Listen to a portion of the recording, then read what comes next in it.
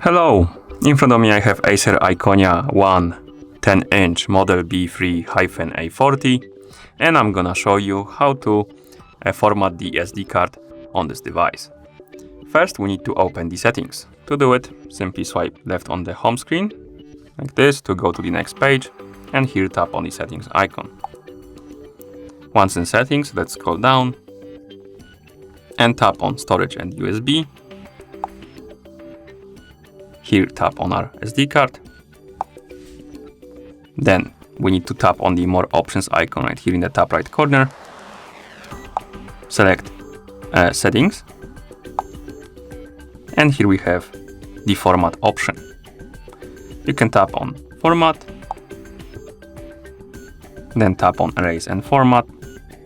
Wait until the device, or rather the SD card, is done being formatted. And then tap done.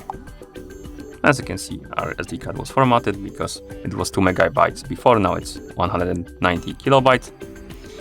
And now, once we're done, we can just press home button, go back. And that's how you format the SD card on this device. Thank you for watching. If you found this video helpful, please consider subscribing to our channel and leaving the like on the video.